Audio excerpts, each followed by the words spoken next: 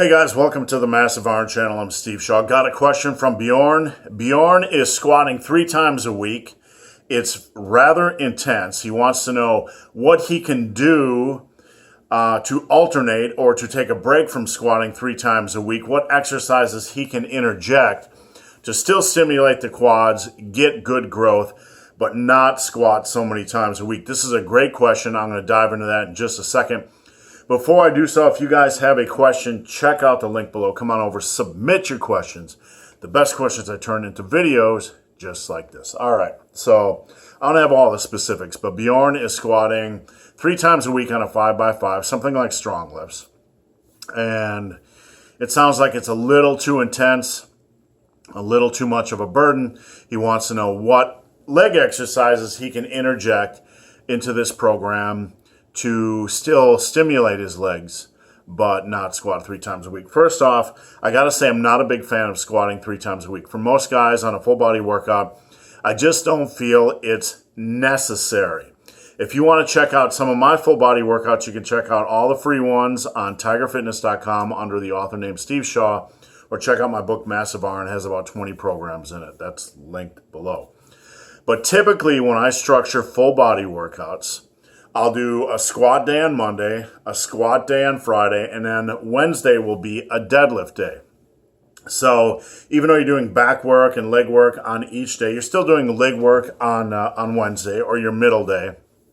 But you're taking a break from squats and you're working in another posterior chain exercise, which is the deadlift. This is my preferred way to structure a full body workout. Now on Wednesday following deadlifts, you can do either something like leg extensions or body weight lunges or leg presses or whatever the heck you want.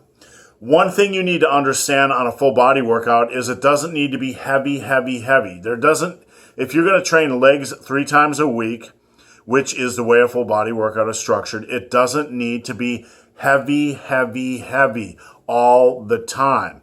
That is not a requirement. You can squat twice a week, and you can do heavy on Monday and Friday. And on Wednesday, you can do something like an isolation exercise or lunges or leg presses or hack squats or whatever. It doesn't need to be equal in intensity. You can rotate exercises. You can also do heavy, light, medium, where you're doing heavy squats on Monday, a light leg exercise on Wednesday, and a moderate or medium type of exercise on Friday. This could be something like leg presses, or it could be something like higher rep squats. Typically what I do on an HLM, heavy light moderate, heavy light medium type of program that's squatting twice a week, is I'll do a 3x5 or 5x5 on Monday. On Wednesday, you'll have a lighter day with leg extensions or body weight lunges or whatever. And on Friday, you might do 20 rep squats. So you're still squatting twice a week, but you're getting more reps on Friday. You're getting a 5x5 on Monday. This obsession with the idea that you need to squat 5x5 2 to 3 times a week to build strength and muscle is just completely misguided.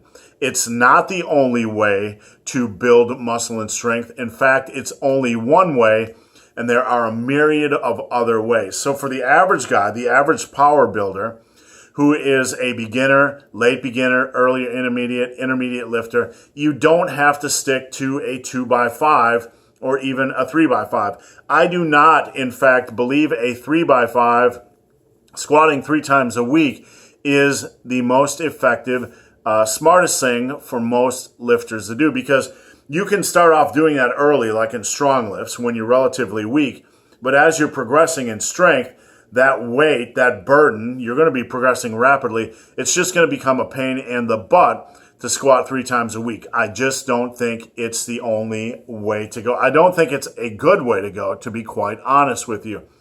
There are some of you that when you squat, it's not a quad dominant exercise because of your body structure, because of a number of factors, maybe the way you have to form, or the way you have to use form, high bar, low bar, a little bit wider, a little bit more narrow, depending on what's comfortable. So squats I would prefer that you guys mix it up because I want to see you have a well-rounded quad routine. One of the pillars of success that I teach is trying to build as much strength and muscle from head to toe as humanly possible.